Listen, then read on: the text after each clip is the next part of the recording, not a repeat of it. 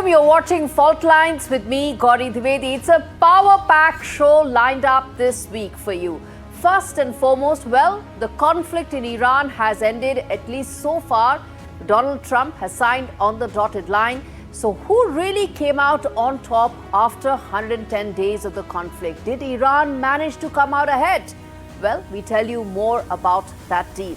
We also tell you the untold story of the peace deal, how it unfolded, what really happened, and who actually were the main players. Well, there's a hint there for you. It was not Pakistan. Next, we also tell you about the war dividend that came Syria's way. Amidst all the main players, the key stakeholders, it almost seems like Damascus was able to extract a major dividend as oil pipelines were choked around the world. We tell you how much did it add up to for Damascus. And finally, well, this is a story that should keep spies awake across both Taiwan and China as well. We tell you more about Taiwan's spy trap for Beijing and which are those options and opportunities and platforms that Chinese are now tapping into to give the tip to Taipei. All that and more on this edition of Faultlines.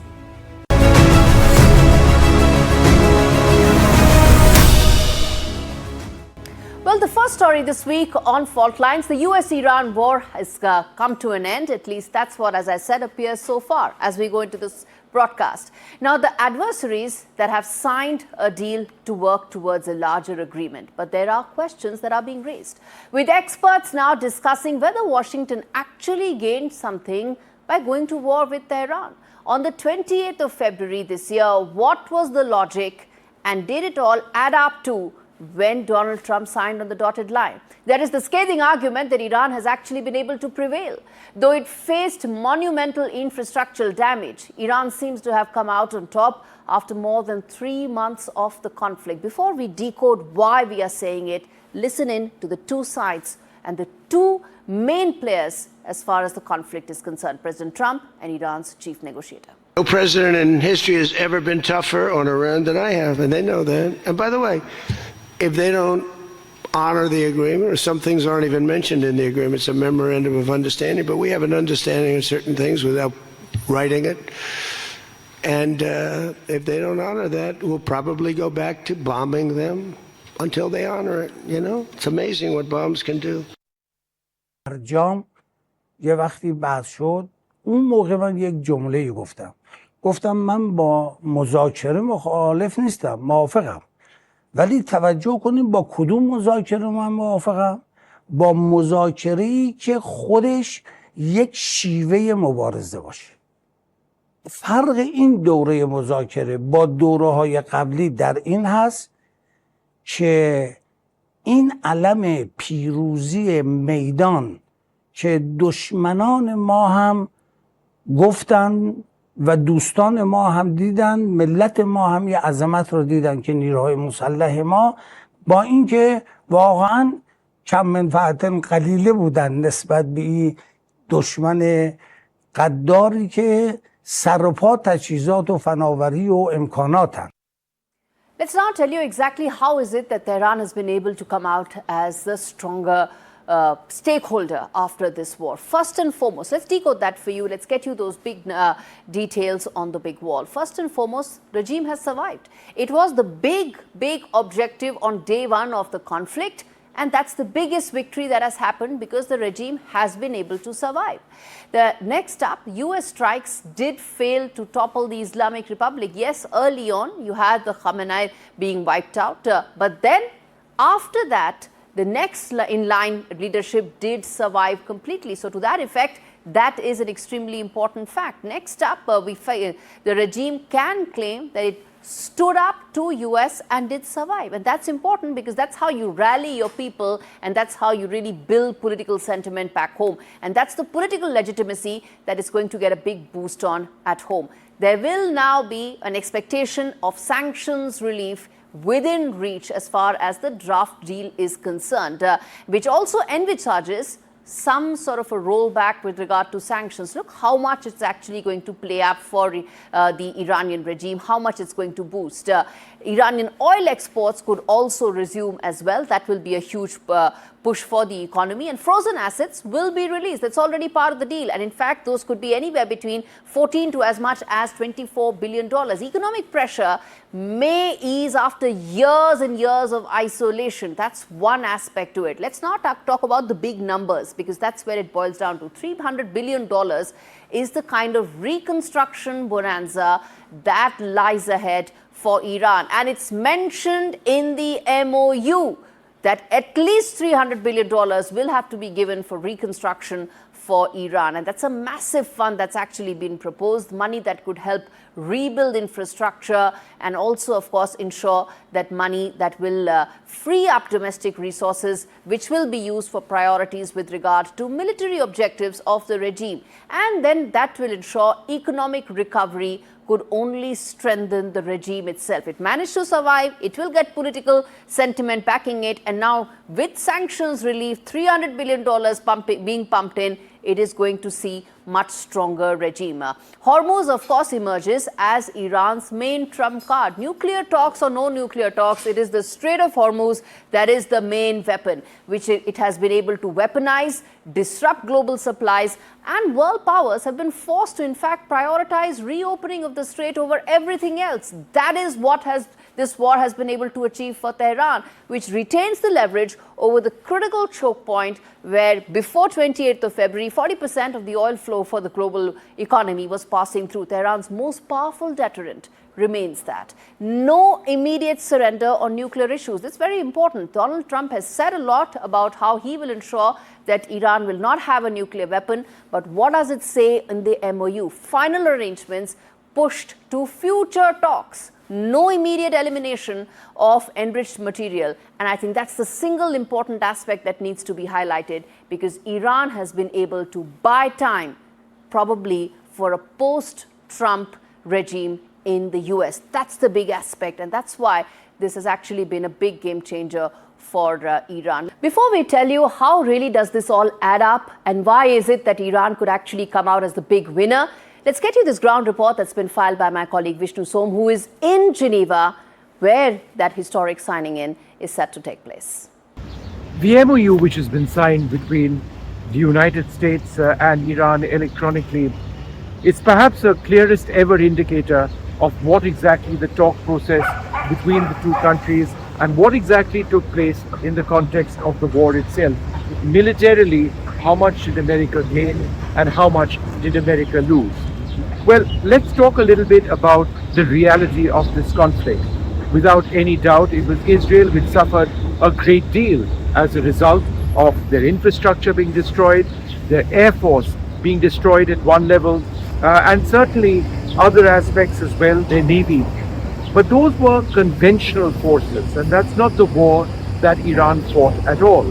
So while they did lose transport aircraft, fighter aircraft, any number of naval ships, they were able to actually take the attack onto the United States, American bases across the region, and certainly on Israel as well, using ballistic missiles and using their drones. There are no clear indicators of how many drones or ballistic missiles the Israelis have left. But whichever way you look at it, the fact that the Americans lost upwards of 40, closer to 50 aircraft, by which I mean large drones, fighter aircraft, helicopters as well, is a clear indicator that the Iranians were fighting a military battle. So while it is impossible to say that one side or the other won, there is very little doubt that Iran was able to inflict significant military damage on American bases for sure across the region. American military aircraft, surface-to-air missile system radars as well, satellite imagery of all of this became progressively scarce. But again, it's something that needs to be placed in context, because Iranians did lose a great deal when it came to their own infrastructure, which is why I hesitate to talk about winners or losers in this, other than to say that Iran's ability and willingness to take the conflict onto American bases and indeed to oil refineries, gas refineries across the region, expand the scope of the fight, meant that given the oil shock that was being faced by countries across the world, there was in a sense very little option for the Americans but to try and push for a peace. Iran faced an existential crisis at the beginning of this conflict. It no longer does. The terms of the agreement, at least for now, appear to favor Tehran quite clearly. But there's a lot left in the negotiating process. Let's get in Dr. Julia, who's joining us live from Kuala Lumpur for more on this. Dr. Julia, thanks so much for speaking to me on Faultlines. Let me start by asking you, ma'am, we've been able to decode some of what it looks like right now, how Iran has emerged as with an upper hand right now. How do you read the fine print of the MOU, and what are your key thoughts on that, sir? I think there is not much of a surprise in this final version of the agreement. It seems to largely favor Iran, although, of course, on the American side, Donald Trump tries to declare a victory just as well, because I guess there are not many options that remain for him to come out of this as a victory, to declare it as a victory to his domestic audiences. But we see that not many at home are buying it, even within his own Republican Party. So basically, we've reached the point which is worse than on the 27th February this year, a day before the war started. Why do you say that, ma'am? Why do you say that? Because right now, Iran has finally discovered this very powerful lever, the leverage that it has on the United States and on the global economy as well, the blockade of the Strait of Hormuz. Iran threatened to blockade it before on multiple occasions, but it didn't really happen until now, with this tremendous effect, which overpowers even the effect of the 1973 oil embargo. So that would be the main point. Dr. Julia, let's also tell our viewers that right now the window for negotiation essentially takes place. You know, the MOU has been drafted, the fine print of it is out, but there are a lot of variables that are there in the future right now. And after the 60-day window, how do you read what could happen during that 60-day window? I think the disruption of the deal, of any possible deal, could easily happen. And that's probably what's going to happen, because at least there is one provision to this agreement, which is the cessation of hostilities on all fronts, including Lebanon. And for that, Israel needs to be a party to this agreement, which it is not. On the one hand, it testifies to that Iran sees Israel and the United States to be in one boat. So if the United States promises, then Israel has to comply with it. On the other hand, probably it signals to us the lack of intention on the American side to actually pull out of the Strait of Hormuz altogether, and rather to continue with this low-intensity warfare or tensions, where, as we've heard just now from Pete Hegseth, it could escalate just at any moment if the U.S. doesn't like what Iran says or does within the 60 days. So there's a tinderbox of a situation there. It could flare up at any moment. But as things stand right now, the fact that Strait of Hormuz can be so easily weaponized and bring the global economy and cripple it to such a large extent is the real leverage that Iran has. In your assessment, do you see that being used again? In case if the hostilities are restarted on the part of Israel, which again, Iran definitely sees as an extension hand of the United States in the region, as the most critical ally of the United States, then Iran will just execute it again, and they already practice, they can do it well. It doesn't take a lot of resources, unlike for the United States, who actually have to mobilize a lot of resources next to the Strait of Hormuz. Okay. So yeah, easily, of course. Dr. Julia, very quickly, I'm completely out of time, 30 seconds. Do you expect America to completely continue ramping up military presence in the region? No, to rather reduce the presence in the region, especially before the upcoming elections, and also to reduce the spending. A lot has been spent already, but maybe to maintain some of the force in order to restart it upon need again. All right, they'll be winding down of the presence, even though the situation remains on the edge. I'm going to leave it there. Dr. Julia joining us live from Kuala Lumpur, just after that MOU has been released by the Iranian side. All right, turning attention now to really tell you the fine print. We promised you to tell you the fine print of the deal and who really struck that big deal, that untold story of the peace deal. The world focused on missiles, airstrikes and threats of a wider regional war. Real diplomacy was actually being performed by Doha. Reports suggest that Qatar played the most pivotal behind-the-scenes role in helping secure the breakthrough and towards the U.S.-Iran peace agreement, with mediators continuing negotiations even after being stranded inside Iran. Following American bombing raids, the Gulf states' quiet diplomacy helped keep communication channels open where direct talks almost appeared impossible, once again cementing Qatar's reputation as one of Middle East's most influential power brokers. The revelation comes at a time when Pakistan has been posturing for months, playing the peacemaker, but in the end, it was trumped by Qatar. This report tells you more. As missiles flew across the Gulf and fears of a regional war intensified, a secret diplomatic operation was unfolding far from the cameras. According to a report by the Financial Times, Qatar played the decisive role in brokering the U.S.-Iran peace agreement. The report claims Qatari mediators were in Tehran when American bombers struck Iranian targets, leaving the diplomats effectively stranded inside Iran. But negotiations continued under extraordinary circumstances. Even as military tensions escalated, Qatar reportedly maintained communication channels with both Washington and Tehran, working behind the scenes to prevent the conflict from spiraling out of control. And that raises a serious question. What happened to Pakistan's much publicized mediation effort? Today's Islamabad projected itself as an important diplomatic player in the crisis. Its leaders repeatedly highlighted contacts with both sides and suggested it was helping reduce tensions. Yet as details of the final agreement emerge, Qatar appears to have been the country trusted by both Washington and Tehran to carry the negotiations across the finish line. The contrast is striking. While Pakistan spoke loudly in public about its diplomatic relevance, Qatar worked quietly behind closed doors. And when the moment of truth arrived, it was Doha, not Islamabad, that reportedly became the bridge between the two adversaries. The episode once again underlines Qatar's growing influence as a global mediator. From Afghanistan to Gaza, from hostage negotiations to Gulf diplomacy, Qatar has increasingly become the go-to intermediary in some of the world's most difficult crises. For Pakistan, however, the revelations may raise uncomfortable questions about the gap between diplomatic messaging and diplomatic outcomes.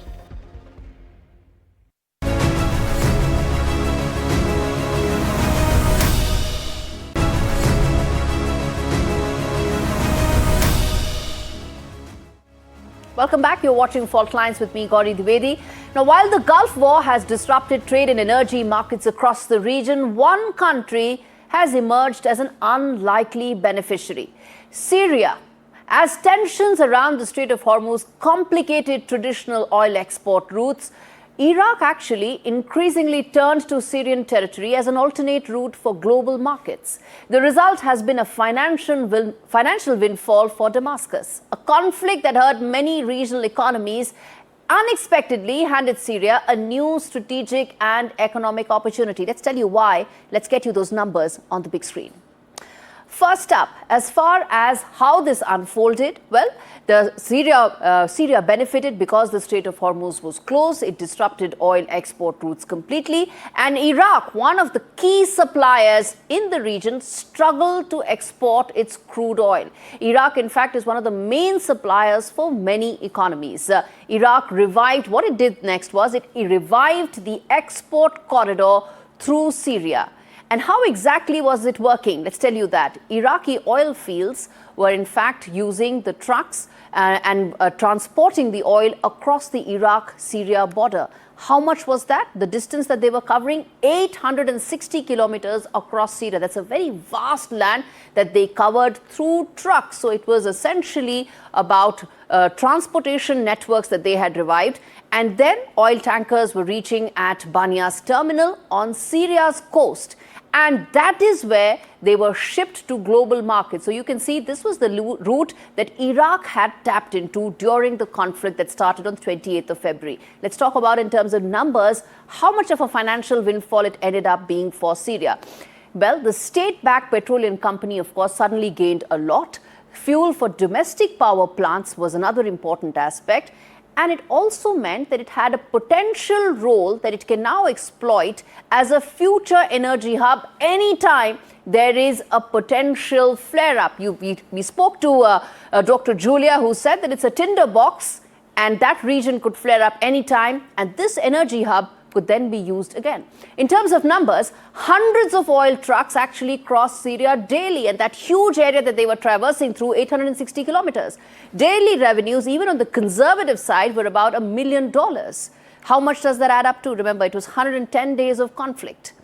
It handled 5% of Iraq's pre-war oil exports. That's the extent to which Syria has been able to gain unexpectedly through this entire conflict. Well, the next story that we are getting this week for you comes from China and Taiwan tensions, which continue to simmer. And Taiwan has now unveiled a new online platform that's designed to receive confidential tips from Chinese citizens. Who would have thought that? Taiwan's National Security Bureau says that the website will provide a secure channel for individuals in China to share intel tips, information. The move comes after Taiwan reported a growing number of Chinese nationals reaching out to offer information. Yes, that is happening. Chinese nationals are voluntarily giving information to Taiwan. So what it did, it created a system around it. This report tells you the scale at which they are willing to tap this unlikely source of valuable intel about their big enemy. Take a look. It's an ever-boiling pot of tensions, territorial infringements and face-offs. In the recent past, China has steadily increased pressure on Taiwan, the self-governing island nation it claims. Taiwan too has upped the ante, simulating the repulsion of a Chinese invasion multiple times. But in the latest, Taiwan has done something that has rattled Beijing. Taiwan's spy agency has launched a webpage for Chinese nationals to report tips. The agency says it, setting up a secure channel to share information. Taiwan introduced the platform with an AI-generated video showing a Chinese government employee witnessing colleagues being removed and investigated. According to Taiwan's officials, an increasing number of people have recently approached agencies in Taiwan wishing to provide information. Taipei appears to be holding a mirror to Beijing, as China had earlier launched an online platform to encourage reporting of Taiwan independence activities. The tactics being used by Taiwan fall in line with those adopted by intelligence agencies in the US, the UK, and Israel. Last year, the CIA released Mandarin language videos inviting disgruntled Chinese officials to contact them and share information. China has vowed to take countermeasures in response to Taiwan launching this intel program. But for now, Taiwan has made it clear that it is not in a mood to buckle under pressure from its primary military threat. Well, with that, we wrap things up on this edition of Faultlines. Thanks so much for watching.